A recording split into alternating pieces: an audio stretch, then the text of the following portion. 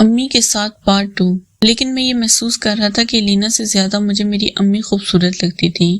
حالانکہ لینا بھی 19-20 سال کی لڑکی، میرا دل آج میری امی کے لیے بہت مچل رہا تھا کہ اب میں یہ سوچ رہا تھا کہ اپنی امی کا کام کیسے اتاروں۔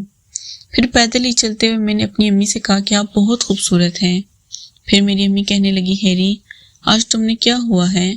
آج تم میں کچھ زیادہ ہی خوبصورت نہیں لگ رہی۔ میں نے کہا ہاں امی آپ ہیں ہی خوبصورت۔ پھر میں نے اپنی امی کو کہا کہ میں نے کہا امی لینا اتنی اچھی لڑکی نہیں ہے، اس کا سامان اتنا بڑا نہیں ہے۔ میں اب اپنی امی کو اس ٹاپک پہ لانا چاہتا تھا۔ پھر میری امی کہنے لگی فی الحال تو تم گزارا کرو، لینا کے ساتھ کوئی بڑے سامان والی بھی ڈھونڈ لیں گے۔ میں نے کہا کوئی ایسی لڑکی ڈھونڈے جیسے آپ کا سامان ہے، یہ بہت اچھا لگتا ہے مجھے۔ پھر میری امی کہنے لگی یہ تم کیا بول رہے ہو؟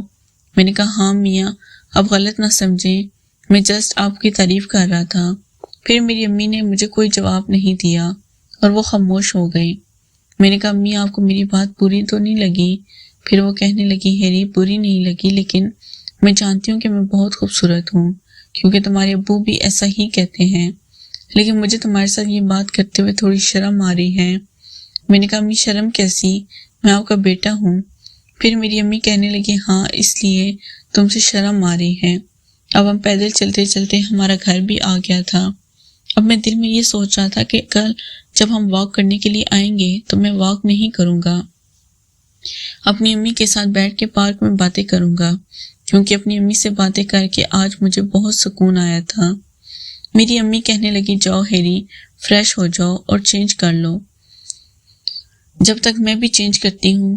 ہم نے واک والا ڈریس پہنا ہوا تھا۔ پھر میں واش روم میں گیا، میرا دل کر رہا تھا کہ میں خود کو سکون دے دوں، لیکن پھر میں نے سوچا کہ میں اپنی طاقت بچا کے رکھوں، کسی نہ کسی پہ استعمال ہی کروں گا۔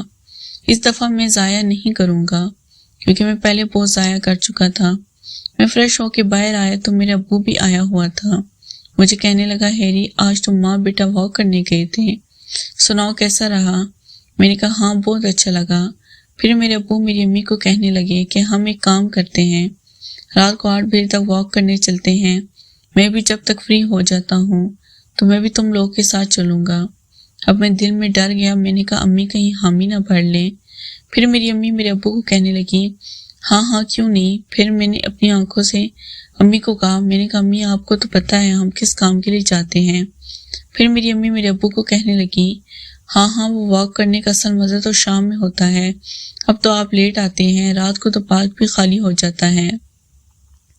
پھر میرا ابو کہنے لگا کوئی بات نہیں ہم باہر گلی میں واک کر لیا کریں گے۔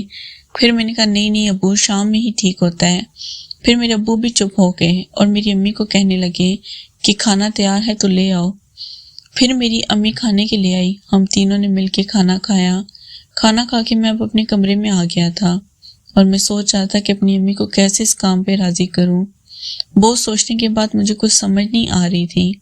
پھر میں نے کہا اچھا کل پارک میں جا کے ہی امی سے بات کروں گا تو کوئی نہ کوئی راستہ نکل ہی آئے گا۔ میں سونے ہی لگا تو میرے فون کی بیل بجی، میں نے دیکھا تو میرا کالج کا دوست تھا۔ میں نے سوچا کہ اتنے عرصے بعد یہ فون کر رہا ہے اور وہ بھی رات کے اس ٹائم۔ پہلی کال تو میں نے نہیں اٹھائی، پھر اس نے دوبارہ ملایا، پھر میں نے اٹھا لیا۔ میرا دوست مجھے کہنے لگا ہیری یار مجھے نا تم سے بہت ضروری بات کرنی ہے۔ میں نے کہا کیا ہوا؟ مجھے کہنے لگا یار ہیری میری ایک گرل فرینڈ ہے، وہ بھی ہمارے کالج میں پڑھتی تھی۔ میں نے کہا ہاں کیا ہوا اس کو؟ وہ کہنے لگا یار وہ اصل میں تمہیں تو پتہ ہے جب سے ہمارا کالج ختم ہوا ہے ملنا جلنا بہت کم ہوتا ہے۔ وہ میری دوست کہہ رہی ہے کہ کل اس کے پاس ٹائم ہے تو ہم کہیں مل لیتے ہیں۔ یار میرے پاس ایسی کوئی جگہ نہیں ہے جہاں میں اس کو تنہائی میں مل سکوں اور پیار بھرا کام کر سکوں۔ تو میں نے کہا یار میں اس میں کیا کر سکتا ہوں؟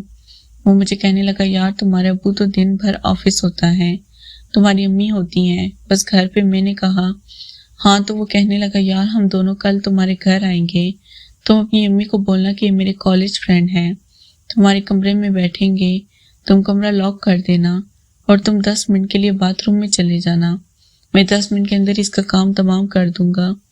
میں نے کہا کیا پاگل ہو گیا ہے یار، ایسے کیسے ہو سکتا ہے؟ میری امی کو پتہ چل گیا تو؟ وہ کہنے لگا یار کچھ نہیں ہوتا، 10 منٹ کا کام ہے۔ پھر میرے دماغ میں ایک ترکیب آئی. میں نے سوچا کہ ان دونوں کو بلا لیتا ہوں اور ان کو وہ کام کرتے ہوئے ویڈیو بنا لیتا ہوں.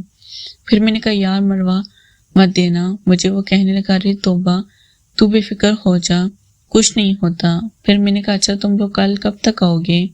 میرا دوست کہنے لگا دوپہر 2-3 بجے تک ہم آئیں گے اور 1 گھنٹہ ہم تمہارے پاس رکیں گے. میں نے کہا اچھا ٹھیک ہے کوئی بات نہیں آ جانا، لیکن ایک کام کر اپنی اس فرینڈ کو بول کے کوئی میرے لیے بھی ڈھونڈ لے. وہ کہنے لگا ہاں تو بے فکر ہو جا میں بات کرتا ہوں، کل تمہارے سامنے ہی بات کروں گا. میں نے کہا ٹھیک ہے. پھر میں نے کال بند کر دی. اب میں نے سوچا کل ان کے آنے سے پہلے میں اپنا موبائل چھپا کے کہیں رکھ دوں گا تاکہ اس کمرے کی ویڈیو بنتی رہے اور میں ان کے سامنے واش روم میں چلا جاؤں گا. پھر میں بھی سو گیا. آج صبح میری آنکھ 9 بجے کھلی تو میری امی نے کہا کہ ہیری اٹھ جاؤ ناشتہ کر لو. ناشتے کی ٹیبل پر آتے آتے مجھے 10 بھی بج گئے. میں ناشتہ کر رہا تھا، ساتھ میری امی بھی بیٹھی ہوئی تھی. پھر میں نے کہا امی مجھے آپ سے کچھ ضروری بات کرنی ہے. میں نے کہا وہ میرے کالج کے کچھ فرینڈ آئیں گے آج 2-3 بجے تک، آپ ان کے لیے کچھ اچھا سا پکا لیں، ہم تھوڑی دیر بیٹھیں گے. پھر میری امی کہنے لگی ہاں ہیری ٹھیک ہے، اپنے دوستوں کو بلا لیا کرو، سارا دن تم گھر پہ اکیلے پڑے رہتے ہو، اس طرح تم بور ہو جاؤ گے.